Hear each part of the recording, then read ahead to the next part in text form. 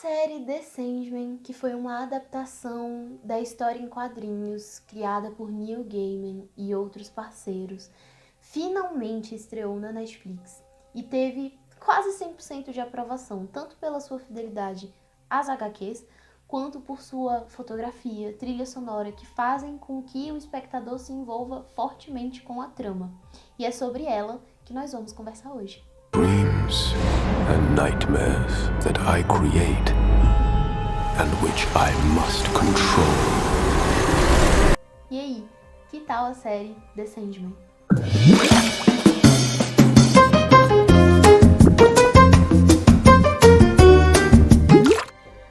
A série The Sandman retrata a história de Morfeu, o deus dos sonhos, que foi preso durante 100 anos por um mago que confundiu lá os deuses na hora de invocar e acabou chamando ele. Bom, durante esses 100 anos que ele passou no mundo dos mortais, nós que apenas sonhamos e tudo mais, não temos nada de Deus em nós, ele passou esses 100 anos em cativeiro e durante esses 100 anos seus instrumentos, seus artifícios, seus artefatos, a forma que eles quiserem denominar, foram roubados dele e espalhados em posse de diversas pessoas. E nós vamos retratar o episódio número 5. Nós vamos conversar sobre o que acontece nesse episódio e tudo mais. Então já fica aqui o aviso de spoiler do episódio número 5. A gente não vai falar sobre nenhum episódio além desse, além da trama principal, mas já fica logo o aviso de spoiler. O início da série são retratados os diversos artefatos dele, que são 3 no total. Mas, nesse episódio número 5, o artefato principal, que é mais enfatizado, é o rubi de Morfeu. Esse rubi tem o poder de realizar sonhos e pesadelos. E acaba indo para as mãos de uma pessoa chamada John. A gente, durante a série, vê a história do John, sabe por que seus desejos são tão deturpados, etc. Todos os traumas que ele tem e tudo mais. Só que eu não vou focar nisso. Eu vou focar a partir do momento que o John tem o rubi em suas mãos e começa a, de fato, colocá-lo em ação. O episódio número 5 começa com o John entrando em uma lanchonete. Ele entra nessa lanchonete, senta no canto e resolve fazer um pedido. Pede um café. I'm not gonna stop until I've reshaped this world. A intenção do John ao estar nessa lanchonete, na verdade, é começar a colocar o rubi em ação. É começar a usar os poderes do rubi. Lembrando que o rubi ele não foi feito para um ser mortal como nós utilizarmos. Então, ele pode ter os seus poderes, acabar distorcendo os seus poderes, que é exatamente o que acontece. O sonho de John é que haja um mundo sem mentiras, em que as pessoas mostrem suas verdadeiras faces, em que as pessoas mostrem seus verdadeiros desejos. E ele começa a colocar isso em prática dentro dessa lanchonete.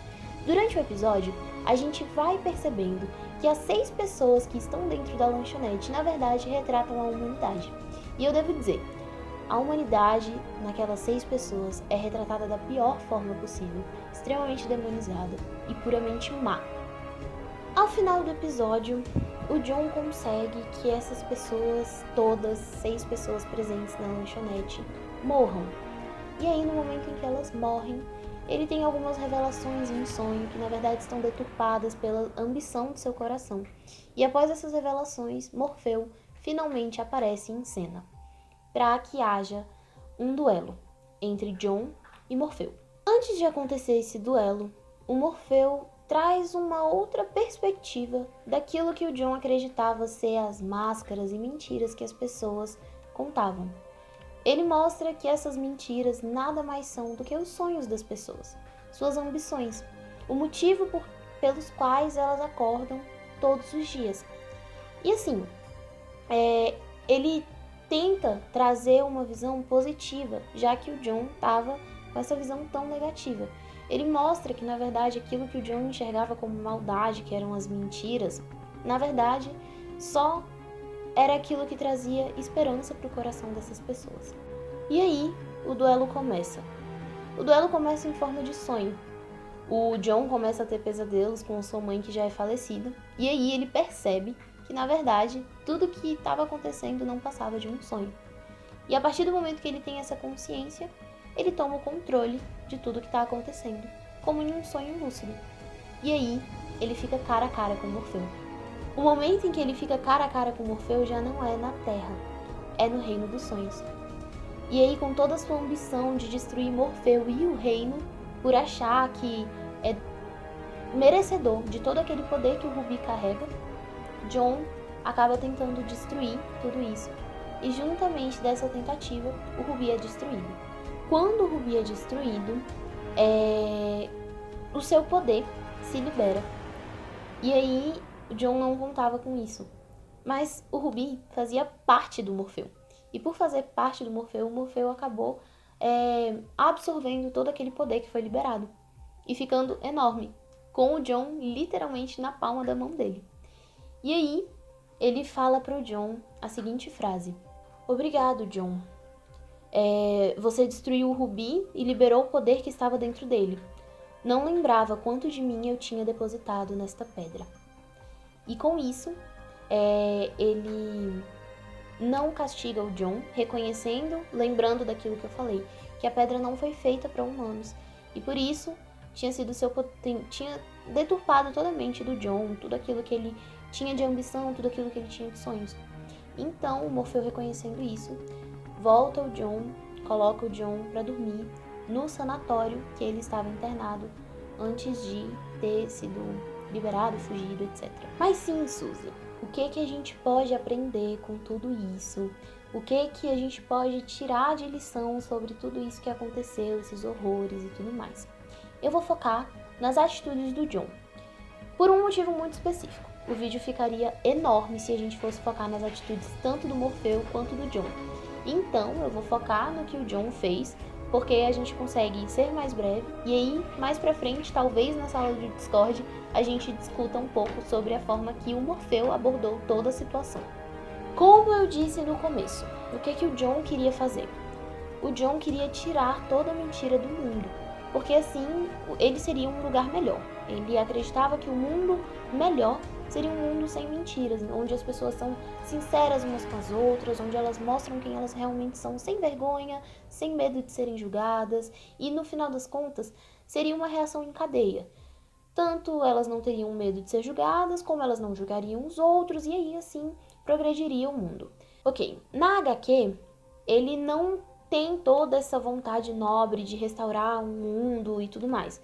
Ele só quer poder mesmo.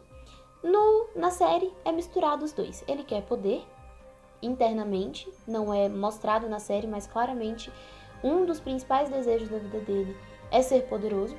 Na série ele quer poder e tem esse motivo nobre para disfarçar sua ambição por poder, de restaurar essa paz no mundo, porque não quer mentiras, etc, etc.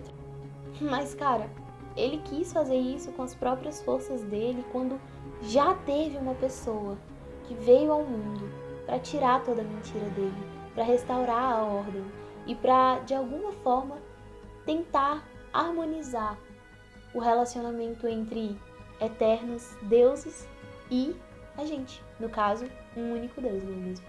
Vamos para a Bíblia? Em João 1,29 fala o seguinte: "No dia seguinte, viu Jesus aproximando-se e disse: Vejam, é o Cordeiro de Deus que tira o pecado do mundo." O que é a mentira, senão um pecado? Então, se Jesus Cristo veio para tirar todo o pecado do mundo, a mentira também está inclusa nesse pacote. E aí, tem outro versículo que está em Isaías 64:6, que fala o seguinte: "Somos como o impuro, todos nós. Todos os nossos atos de justiça são como trapo imundo." E aí, outro versículo fala o seguinte: "Somos como o impuro, todos nós. Todos os nossos atos de justiça são como trapo imundo. Murchamos como folhas, e como o vento, as nossas iniquidades nos levam para longe." Isso está em Isaías 64:6. Ou seja, a justiça que é feita com as nossas próprias mãos e forças nada mais é do que errada e suja. O que o John queria realizar no mundo não cabia a ele fazer, nem mesmo ao Morfeu. Na ambição de se tornar um deus, e destruir o reino dos sonhos e ter todo aquele poder para ele, o Jon acaba perdendo e se perdendo em si mesmo, se ensimesmando, se perdendo no seu propósito, perdendo o seu próprio propósito, perdendo o propósito da sua vida. E aí, quando ele podia ter simplesmente buscado refúgio na única verdade, Jesus Cristo. Tem um versículo que está em João 14,6, eu vou ler a parte A dele, que fala: respondeu Jesus, eu sou o caminho, a verdade e a vida. Ou seja, essa é a fórmula. Jesus Cristo, ele é o caminho, a verdade e a vida. Se ele é a verdade pura, se você busca refúgio nele, você não tem mais como viver na mentira. Você não tem mais como viver uma vida de morte, porque ele dá a vida e ele é a verdade. Então, me diz aí, o que você achou dessas atitudes do Jon? O que você achou do pensamento do Jon? Você acha que um mundo sem mentira seria de fato melhor? Eu vou aí deixar essa reflexão para vocês. Um mundo sem mentira, um mundo sem máscaras, ele seria melhor? Mas a gente tem buscado a verdade no lugar correto? A verdade, ela tá de fato em viver sem filtros ou coisa do tipo? Ou a única verdade que tá ali, presente na Bíblia, tão próxima da gente, a gente não tem enxergado? Fica aí a reflexão pra vocês. Até o próximo vídeo. Gente, desculpa esse barulho todo, é a minha gata. Mas é isso. Fica a reflexão pra vocês. Até o próximo vídeo. Não se esqueça de se inscrever no canal. Não esqueça de nos seguir nas redes sociais, porque a gente tem interações muito legais por lá. E é isso aí. Um beijo. A participante favorita de vocês veio dar um beijo. Fala tchau! Tem um versículo que tá em João. A Kiara não para.